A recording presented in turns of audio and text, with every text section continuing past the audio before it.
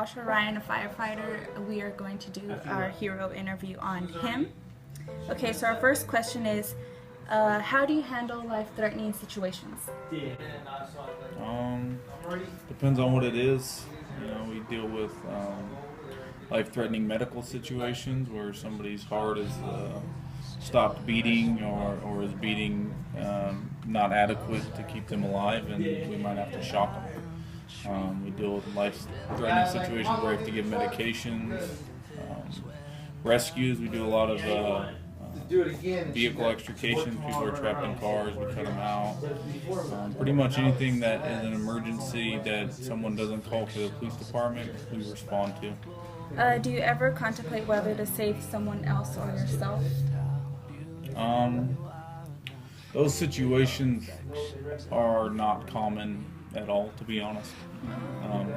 It's not on a day-to-day basis. You might get put in a situation where you had to choose to save yourself or someone else, but it is our mantra or motto that we would put our life in danger to save somebody. Yes. What do you think it is to be a hero, and do you consider yourself one? No, I don't consider myself a hero. I just this is what I do for a job. But a definition of a hero for me is people that go above and beyond what they're called to do. Hero can be an average person. We actually just had a guy pull a lady out of a burning building. It was just a neighbor, I think he was a foreign Western student. Yeah, I don't know his history at all, but yeah, to me that's pretty heroic. We go in buildings with a bunch of equipment on, and he went in with nothing. What influenced you to be a firefighter? The desire to help people would be the single reason I got into the job. Can you share with us your scariest situation?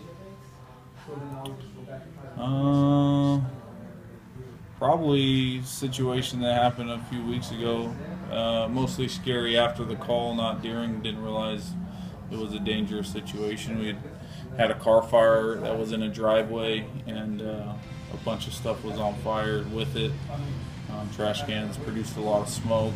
It had inadvertently burned the cover off of an electrical vault. So for quite a bit of time we had operated in the area putting the fire out, but we couldn't see where we were stepping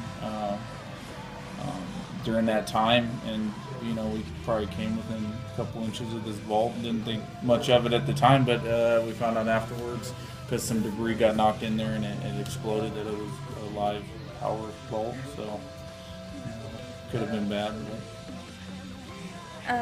Is there any countermeasures that you cherish? There's a lot of them, to be honest. I was born in Tulare. I've lived here my entire life besides a few years in college, so I know a lot of people and a lot of friends, families, and just by chance I guess I've been on a lot of calls where it was a friend of mine's family member, and then they're comforted, that it was me that went out on their grandma or their uncle or their brother. I guess I would cherish that. Do you have a role model that has impacted your life? Actually, there's quite a few role models you have during the career as a fire service. You've been doing this 7 years. There's been, 2-3 captains that I've worked under that are people that I look up to and who I would aspire to be like. Do you consider yourself a leader compared to your colleagues? Yeah. We all have opportunities to lead. Like, for example, in the union president for us, so I don't know if you know much about unions, but they're organizations of employees that help to protect our rights. So in that aspect, a lot of times you have to lead. You get new firefighters in, they need to be led. So yeah, at times I'm a leader, and at times I have to follow other people too. So can you explain to us your work schedule? We work a 48-96, so we come here for 2 days. and we live here. I mean, you can see we have a kitchen, living room, bedrooms. That's the typical schedule. 2 days on, 4 days off. So we have 3 shifts that rotate that way.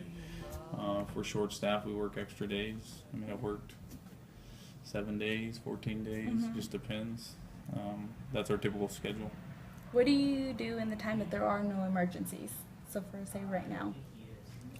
Usually 8 to 5 is our kind of quote-unquote work schedule, so it's almost like a normal job. So, you know, we have things we have to do around the station. We clean, you know, our own station. We do our own yards. The equipment has to be maintained.